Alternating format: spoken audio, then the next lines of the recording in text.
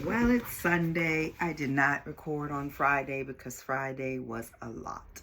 And I decided that instead of showing up and not really showing up, that I would just wait. Some people say show up anyway. But I think it just depends on the person. We're all different. But I'm here now, Tracy Lene, still in the Power of Now, A Guide to Spiritual Enlightenment by Eckhart Tolle. We are in chapter 3, moving deeply into the now. Don't seek yourself in the mind.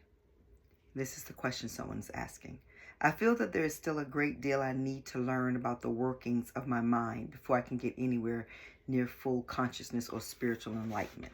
And this is how he responds. No, you don't. The problems of the mind cannot be solved on the level of the mind. Once you have understood the basic dysfunction, there isn't really much else that you need to learn or understand. Studying the complexities of the mind may make you a good psychologist, but doing so won't take you beyond the mind, just as the study of madness isn't enough to create sanity. I remember reading once where they were saying the study of poverty does not create wealth. You study in poverty, you're not creating wealth. You have to find the wealth. And people say, well, you got to understand the poverty to get to the wealth. Don't you just need to understand wealth? Why do you need to understand poverty? I don't think so. Now I'm just trying to understand wealth.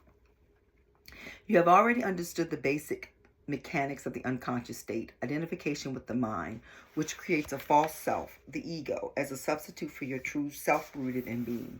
You become as a branch cut off from the vine, as Jesus puts it. The ego's needs are endless. It feels vulnerable and threatened, and so lives in the state of fear and want. Once you know how the basic dysfunction operates, there is no need to explore all its countless manifestations, no need to make it into a complex personal problem. The ego, of course, loves that. It is always seeking for something to attach itself to in order to uphold and strengthen its illusionary sense of self, and it will readily attach itself to your problems. This is why, for so many people, a large part of their sense of self is intimately connected with their problems. Once this has happened, the last thing they want is to become free of them. That would mean loss of self. I know that because I used to be that. I lived in the drama of the past 20 years because that made me feel like that's who I am, the way I showed up. Well, I showed up for this. I did this because of this, so I am this. No, I'm none of those things. I am a spiritual being having a human experience. And when I started looking at life like that and giving myself the grace, it's my first time being Tracy. So Tracy's going to make some mistakes. Tracy's going to be malicious. Well, not me, because I'm not malicious. So that's the wrong word for me, because I'm not a malicious person. I think I meant to say Tracy's going to be petty, because that's a better word. Not malicious, but petty. Tracy's going to do things that aren't going to lead her to the best outcome at all times.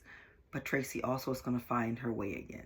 Every day I try over and over and over. I forgive myself, I forgive others, because I recognize that when you accept people for who they're showing up for right at that moment, that's where the freedom is, because they get to be who they are, and you get to decide whether or not you want that in your life or not.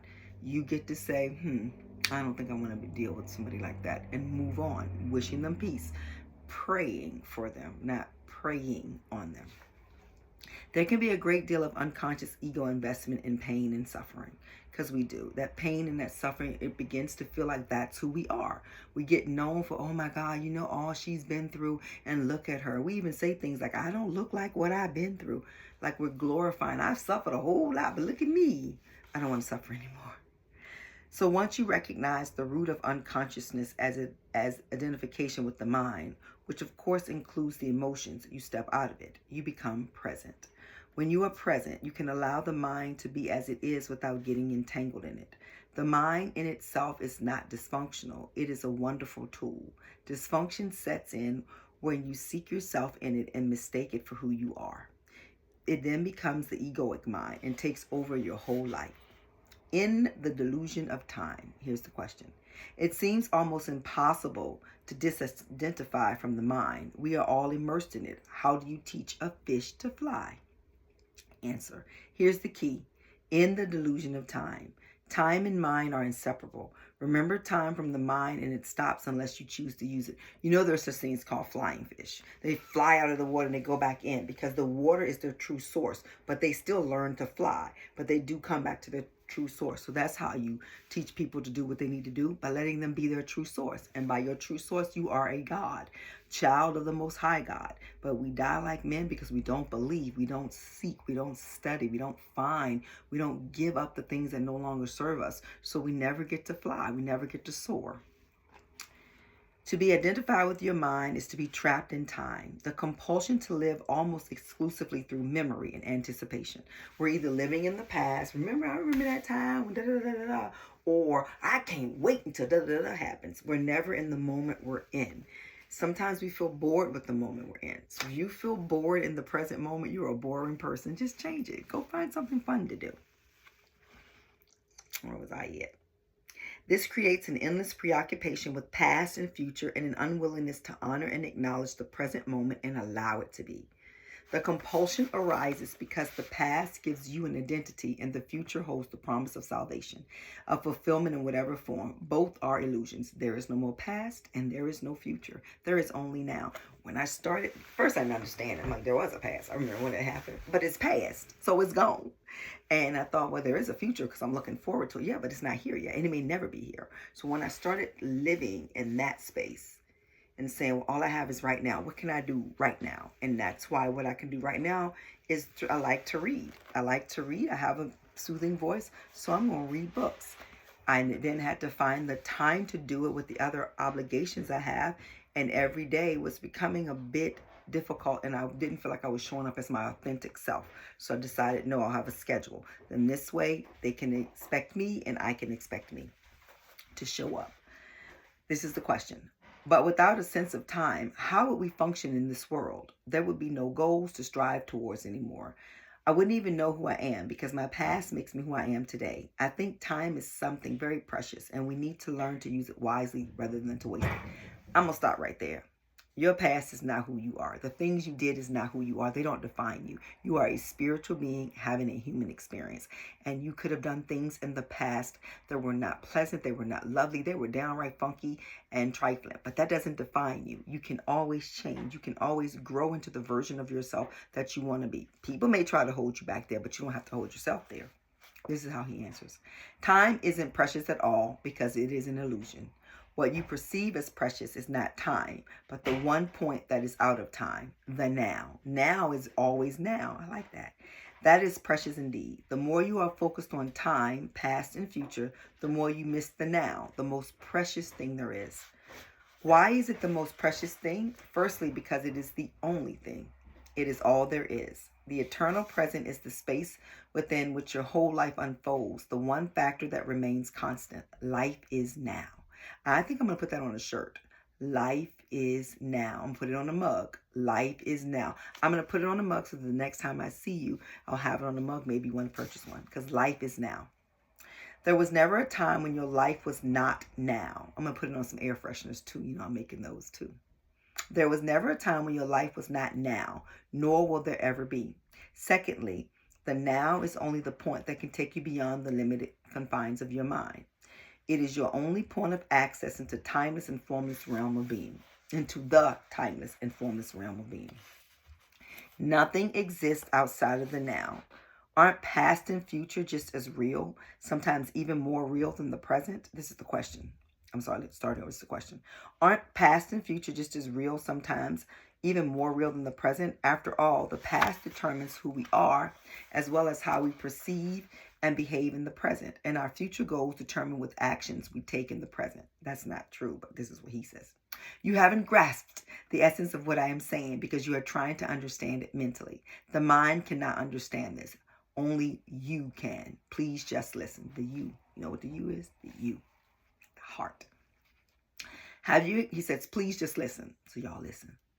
Have you ever experienced, done, or thought or felt anything outside of the now? Do you think you ever will? Is it possible for anything to happen or be outside the now? The answer is obviously it is not. Nothing ever happened in the past. It happened in the now. Nothing will ever happen in the future. It will happen in the now. I get that. Like we can talk about something that happened, but when it happens, it's now. Once it happened, it's no longer there. It's happened. It's done. We keep going back for it and we're just grasping at air because it's not there anymore. Nothing will ever happen in the future. It will happen in the now. What you think of as past is a memory trace stored in the mind of former now. When you remember the past, you reactivate a memory trace, and you do so now. The future is as an imagined now. The future is an imagined now, a projection of the mind. When the future comes, it comes as the now. When you think about the future, you do it now. Past and future obviously have no reality of their own, just as the moon has no light of its own, but can only reflect the light of the sun. So are past and future only pale reflections of the light, power, and reality of the eternal present. Their reality is borrowed from the now. The essence of what I am saying here cannot be understood by the mind. The moment you grasp it, there is a shift in consciousness from mind to being, from time to presence. Suddenly, everything feels alive, radiant energy emanates being. The key to the spiritual dimension. In life-threatening emergency situations, the shift in consciousness from time to present sometimes happens naturally. The personality that has a past and future momentarily recedes and is replaced by an intense conscious presence, very still but very alert at the same time. Whatever response is needed then arises out of that state of consciousness. The reason why some people love to engage in dangerous activities such as mountain climbing, car racing, and so on, although they may not be aware of it, is that it forces them into the now, that intensely alive state that is free from time, free from problems, free of thinking, free of the burden of the personality. Slipping away from the present moment, even for a second, may mean death. Unfortunately, they come to depend on a particular activity to be in that state. But you don't need to climb the north face of the Eiger. You can enter that state now. Since ancient times, spiritual masters of all traditions have pointed to the now as the key to the spiritual dimension. Despite this, it seems to have remained a secret. It is certainly not taught in churches and temples. If you go to a church, you may hear readings from the Gospels, such as, "Take no thought for the morrow shall take its thought for the things of itself." Or, "Nobody who puts his hand to the plow and looks back is fit for the kingdom of God." Or you might hear the passage about the beautiful flowers that are not anxious about tomorrow, but live with ease and in timelessness. They live in the ease of timeless now and are provided for abundantly by God. The depth and radical nature of these teachings are not recognized. No one seems to realize that they are meant to be lived and so bring about a profound inner transformation.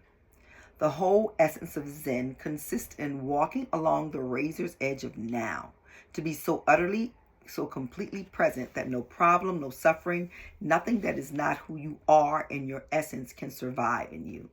In the now, the absence of time, all your problems dissolve. Suffering needs time. It cannot survive in the now. You hear that? Suffering needs time. It cannot survive in the now. The great Zen master Rinzai, the great Zen master Rinzai, in order to take his students' attention away from time, would often raise his finger and slowly ask, "What at this moment is lacking?" A powerful question that does not require an answer on the level of the mind. It is designed to take your attention deeply into the now. A similar question in Zen tradition is, if not now, when?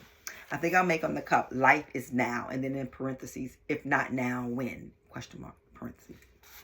We'll see. I'll play around with it. The now is also central to the teachings of Sufism, the mystical branch of Islam. Sufis have the saying, the Sufi is the son of time present. And Rumi, the great poet and teacher of Sufism, declares, past and future veil God from our sight, burn both of them up with fire. Mr. Eckhart, that's where he got his name from, is Meister Eckhart, the 13th century spiritual teacher, summed it up all beautifully. Time is what keeps the light from reaching us. There is no greater obstacle to God than time. Time is something that we recognize because I know me. I'm watching myself age. I'm 56 and I'm seeing my face go from what I really loved about it to aging. And I'm struggling, but I know I'm a gorgeous woman. But it's changing. And I'm dealing with it, of course. But as I see it, that's time that's doing that. But no, the now. This is who I am now. Who you looking at right now? This is who I am now. And the Tracy of 35, of 25, 15, she doesn't exist. She's gone. She's gone bye-bye. And the Tracy of 60, I don't know her yet. Assessing the power of the now. This is the question part. A moment ago, when you talked about the eternal present and the unreality of past and future, I found myself looking at that tree outside the window.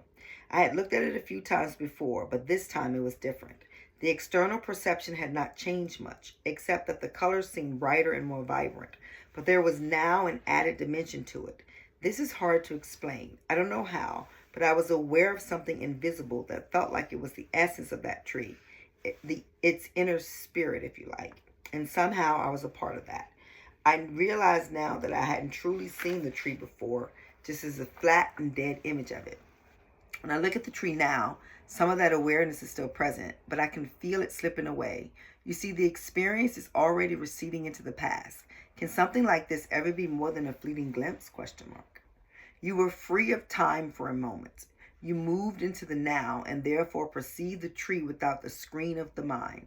The awareness of being became a part of your perception. With the timeless dimension comes a different kind of knowing, one that does not kill the spirit that lives within every creature and everything, a knowing that does not destroy the sacredness and mystery of life, but contains a deep love and reverence for all that is, a knowing of which the mind knows nothing. The mind cannot know the tree. It can only know the facts or the information about the tree. My mind cannot know you, only labels, judgments, facts, and opinions about you. Being alone knows directly. Being, not being alone, but being alone knows directly, meaning only God knows. Because the way it reads, it's like being alone knows directly, like you got to be alone. But I got it when I read it slower. Being alone knows directly.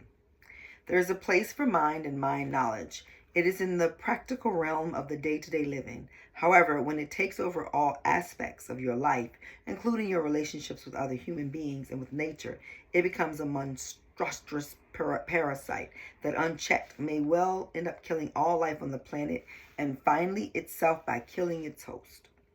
You have a glimpse of how the timeless can transform your perceptions, but an experience is not enough no matter how beautiful or profound. What is needed and what we are concerned with is a permanent shift in consciousness. Let me read that again. What is needed and what we are concerned with is a permanent shift in consciousness. So break the old pattern of present moment denial and present moment resistance. Make your practice to withdraw attention from past and future whenever they are not needed. Step out of the time dimension as much as possible in everyday life. If you find it hard to enter the now directly, start by observing the habitual tendency of your mind to want to escape from the now. You will observe that the future is usually imagined as either better or worse than the present. If the imagined future is better, it gives you hope or pleasurable anticipation. If it is worse, it creates anxiety. Both are illusionary. Through self-observation, more presence comes into your life automatically. The moment you realize you are not present, you are present. Whenever you are able to observe your mind, you are no longer trapped in it. Another factor has come in. Something that is not of the mind is witnessing as presence. Being present as the watcher of your mind, of your thoughts and emotions, as well as your reactions in various situations. Be at least as interested in your reaction as in the situation or person that causes you to react. Notice how often your attention is in the past or the future. Don't judge or analyze what you observe. Watch the thought, feel the emotion, observe the reaction. Don't make a personal problem out of them. You will then feel something more powerful than any of those things that you observe. The still, observing presence of itself behind the content of your mind, the silent watcher. I'm going to go ahead and stop today. It's 20 minutes. And I think 20 minutes a day is probably all I can get from you guys. I appreciate you. And I know you're very busy. Life is life. And thank you so very much. Here we are in The Power of Now by Eckhart Tolle. One of the most amazing books that I never got to read, but I've seen like podcasts on it. And this book is really good. I read it with you guys, so I'm not like reading ahead, but I'm enjoying it. You have an amazing day. Like, share, subscribe.